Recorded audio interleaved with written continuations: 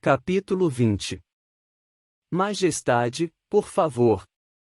O rei Alenigundernon se deixou cair sobre o trono. Brand, é um homem só. Um só. Ele proferiu uma sequência de impropérios. Quer que eu mande minha família sair da cidade por medo de um homem só? Majestade, disse o general. A definição de homem talvez não se aplique a Duzublin. Eu entendo as implicações. Pois então. Entende os rumores que se iniciarão se eu mandar minha família sair da cidade assim, de uma hora para outra? Inconscientemente, o rei soltou outro palavrão. Eu sei o que dizem sobre mim. Eu sei. Não vou lhes dar esse motivo para salivar, Brand. Majestade, esse assassino não faz ameaças vãs. Pelo amor de tudo o que é mais sagrado, ele matou o próprio aprendiz só para demonstrar o que estava dizendo. Foi uma encenação. Ora vamos, general. Você estava drogado. Não tinha noção do que estava acontecendo. Meu corpo estava prejudicado, mas minha mente, não. Eu sei o que vi. O rei fungou. Em seguida franziu os lábios ao sentir um leve odor de enxofre no ar. Maldição! Esses idiotas não conseguem fazer nada direito? Um dos dutos que canalizava o ar quente da fenda da ilha de Voz, logo ao norte do castelo, havia se rompido outra vez. Ele não entende quantos engenheiros nos fazem poupar anualmente aquecendo o castelo inteiro com canos embutidos nas próprias pedras. Pouco lhe importa se as turbinas movidas pelo ar saído da fenda lhe dão a mesma potência de 200 moinhos de vento. Ele fica uma fera porque sente cheiro de enxofre uma vez a cada 15 dias. Agon se perguntou qual deus Cenária teria ofendido para merecer um rei assim. Deveria ter pressionado Regnus-Giri. Deveria ter-lhe explicado as coisas com mais clareza. Deveria ter mentido em relação ao que iria acontecer com os filhos de Nalia com Alaine. Poderia ter servido a Regnus com orgulho. Orgulho e dignidade. Pode ser que você o tenha visto matar um menino, disse o rei. Quem liga para isso? Você deveria ligar. Regnus teria ligado. Com certeza deve ter sido algum menino de rua que ele arrumou só para impressioná-lo, acrescentou. Com todo o respeito, Majestade, o senhor está enganado. Já lidei com homens formidáveis. Enfrentei Dorgan Dunval em um duelo.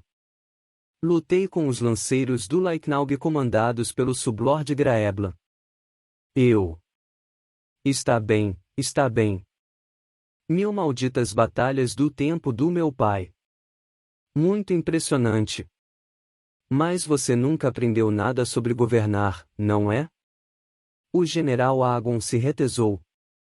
Não como o senhor, Majestade. Bem, general, se tivesse aprendido, saberia que um homem não pode prejudicar a própria reputação. Ele disse mais vários palavrões desconexos. Você quer que eu fuja do meu próprio castelo durante a noite? Não havia modo de convencê-lo. O rei envergonhava Agon e deveria envergonhar a si mesmo. Mas o general havia lhe jurado fidelidade e já decidiu tempos antes que um juramento mide o valor do homem que o prestava. Era como seu casamento, ele não podia voltar atrás nos votos pelo simples fato de a esposa não conseguir conceber.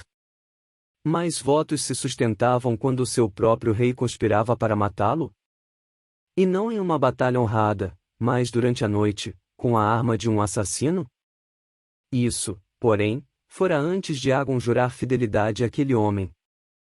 Agora que ele havia jurado, pouco importava. Se soubesse antes, teria escolhido morrer em vez de servir a Alenigundernon.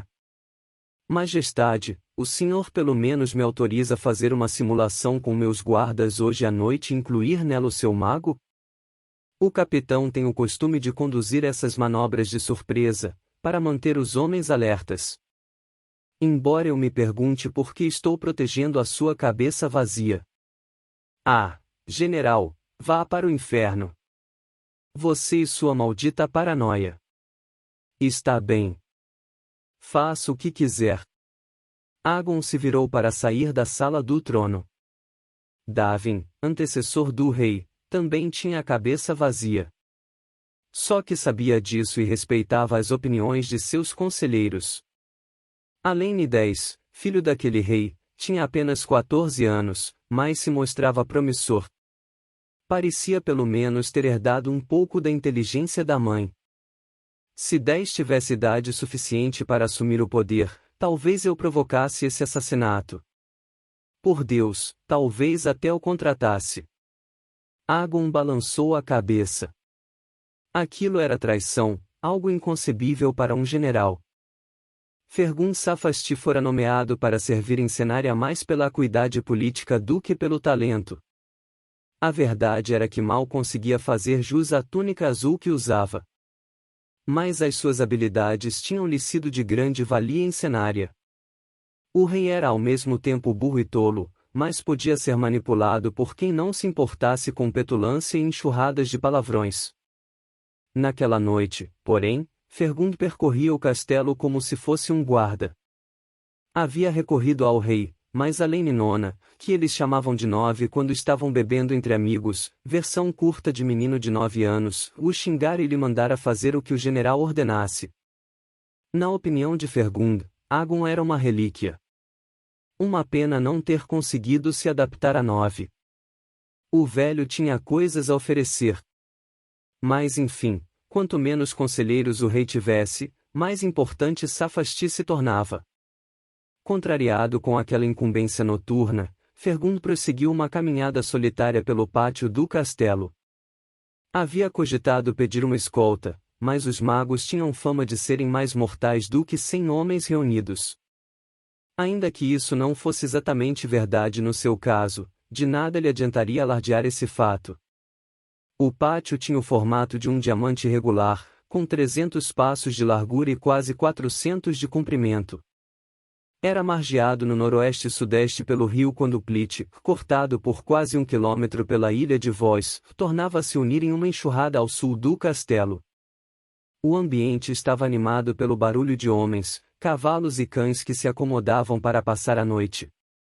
Era cedo o suficiente para os empregados ainda estarem acordados em seus alojamentos, apostando, e o som da lira e de palavrões bem-humorados se propagavam por uma curta distância na névoa densa. Fergund fechou mais a túnica em volta dos ombros. A nesga de lua não adiantava grande coisa para iluminar a névoa fria que emanava dos rios e entrava pelos portões.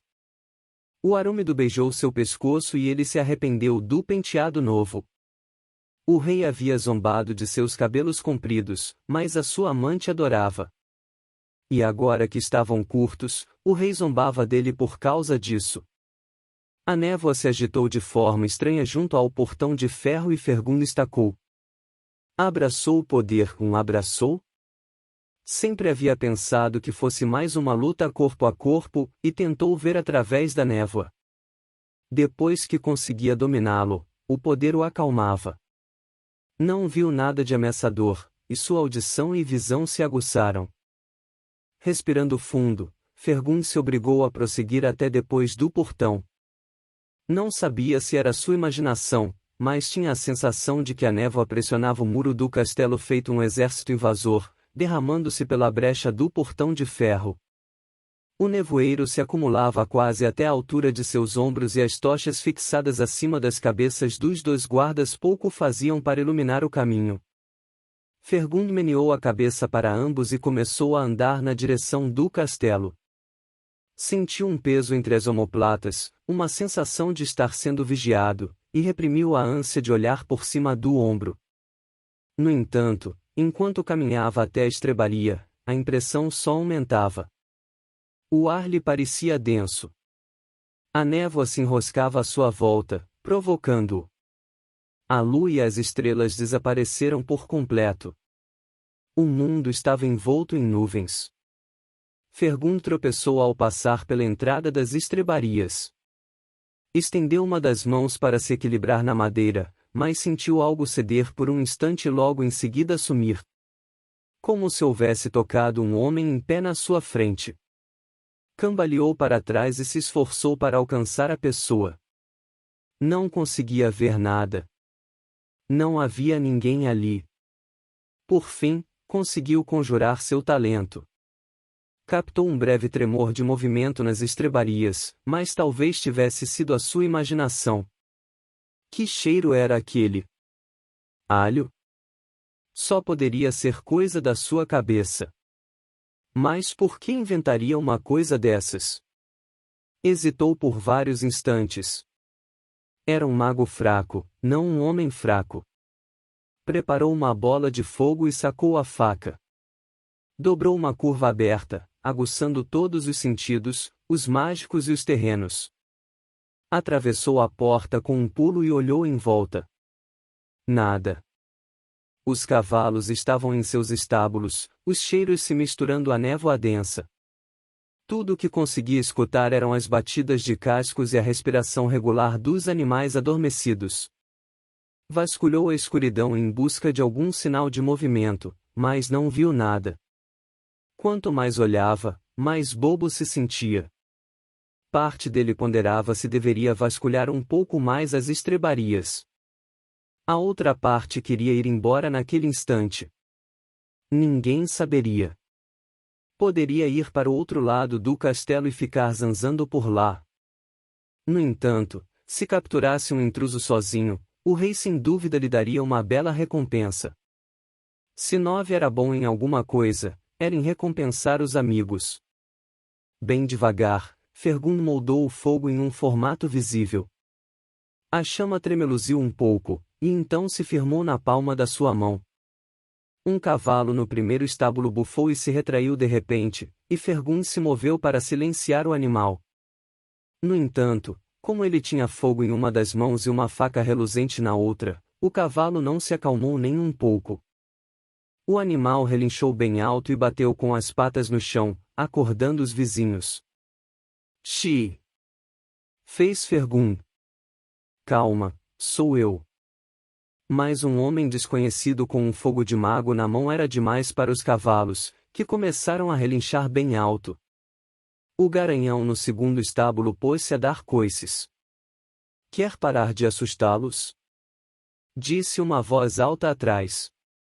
Fergun levou um susto tão grande que largou a faca e perdeu o fogo que segurava. Girou nos calcanhares. Era só o cavalariço-chefe, um homem atarracado e barbado nativo da ilha de Planga. Dorg Gameta apareceu atrás de Fergun segurando um lampião. Lançou ao mago um olhar de puro desprezo enquanto ele recolhia a faca com cuidado de cima de uma pilha de estrume. Dorg percorreu depressa a fileira de estábulos, e seu toque e sua voz fizeram os animais se acalmarem na hora. Constrangido, Fergun observou. Por fim, o cavalariço voltou a passar por ele. Eu estava só. Use um lampião, seu imbecil, disse Dorg. Empurrou o lampião para a mão de Fergun e então se afastou, falando sozinho, assustando meus malditos cavalos com esse fogo de bruxo.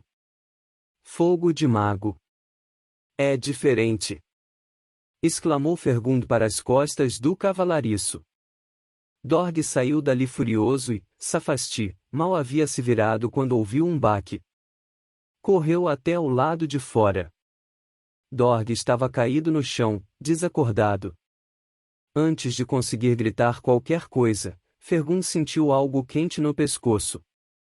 Levantou uma das mãos e sentiu alguém tirar o lampião delicadamente de sua outra mão. Seus músculos ficaram rígidos. A luz se apagou.